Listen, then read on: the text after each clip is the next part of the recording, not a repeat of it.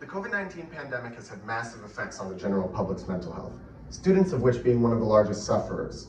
However, there are resources for students to get the help they need, but not every student knows about it. That's why I went and spoke with school psychologist Diane Barone to see how students can get the help that they need in these tough times.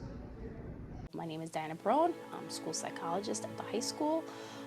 I work primarily with 9th and 10th graders. However, I do, follow through with some students that are currently in 11th and 12th grade. I'm a resource for the entire school population, and I've been in Washingtonville for 20 years.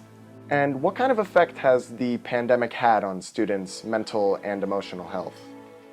For those students that have existing mental health issues, that's been exacerbated a little bit.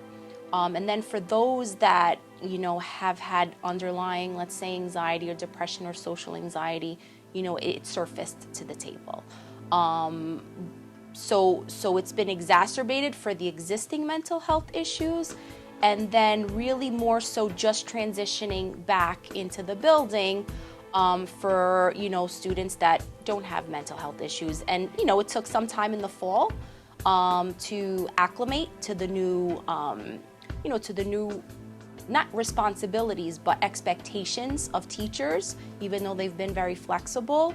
But, it took some time to getting used to, and then they were okay and on their way. So, we're starting to see that pick up, and, more students just getting into the groove and normalcy of things. And what are schools doing to help students take care of themselves? Well, we have, our support staff here. There's myself, there's another psychologist, we have 2 social workers, we have the guidance staff. So we're really just, very, very supportive of our students and providing that emotional support as needed.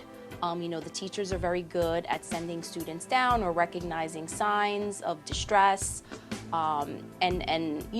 It's not really all just for our, students that have pre-existing mental health conditions, but also, students that are on the higher end of the academic spectrum, those, enriched students. We're seeing a lot, of anxiety amongst those students, as well as our, special ed students and 504 students. So it's affected everyone differently, to go back to your first question. But, the most important thing is that, we just provide resources. Finally, what can students do to take care of themselves during this time? Be mindful, be in the moment, accentuate positive experiences, reaching out for help, and knowing their resources in the building, so that if they need help here, they know who to locate. And if someone's not available, or if they're comfortable speaking to, let's say their guidance counselor, they also have to know that where, the psychologists or social workers are located, or, reaching out to a teacher. Anyone that they feel comfortable about, but also taking time for themselves to do fun stuff. Participating in events, going to sporting events, becoming part of a club or a sport if they're not. Again, so returning back to normalcy and anything that makes them feel good. After speaking with Ms. Barone, I went to see another professional, a therapist for Dr. Michelle Winchester Vega in Newburgh,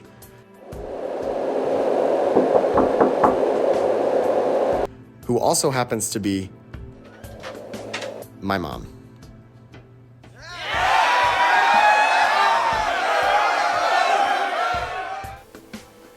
So could you please introduce yourself for the camera? I'm Sue McVey. I'm a licensed clinical social worker. I'm the senior associate at Dr. Michelle Winchester Vega and Associates. Now, in your expert opinion, what would you say the pandemic is doing to students' mental health right now? Unfortunately, we've seen a rise in mental health symptoms and diagnoses in adolescents since the onset of the pandemic. There was an independent review of 32 billion insurance claims, and what they found is between 2019 and 2020 versus 2020 and 2021, after the pandemic hit, is we saw a significant rise in insurance claims for children and adolescents for mental health symptoms. We saw a 332% spike in self-harm claims we saw a 70% rise in claims related to anxiety and a 60% climb in claims associated with depression. So unfortunately, kids have really taken a toll in terms of their mental health since the pandemic has begun. And with such staggering numbers of declining mental health, what would you say that parents can do to help their kids who are struggling right now? I think the best thing parents can do, and what we're recommending here, is to pay attention and notice. They want to look for any behavioral changes in their kids, whether they're noticing grades dropping, whether they're noticing withdrawal or isolation from friends, or the opposite, them spending all their time with friends, any increased drug and alcohol use. And really they want to try to communicate with their kids as much as possible and check in with them and really kind of ask them how they're doing and ask them how they're coping, and doing the best that they can to spend some quality time with them so the kids do feel that there is a support and perhaps an outlet in their parents should they be struggling with their mental health. And finally, what can students do to take care of themselves during these hard times?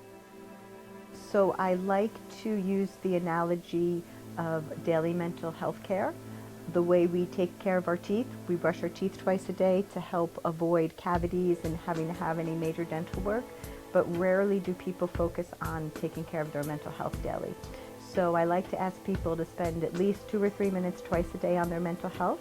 That can be through journaling, that could be from practicing some mindfulness, just allowing themselves to sit and take some deep breaths.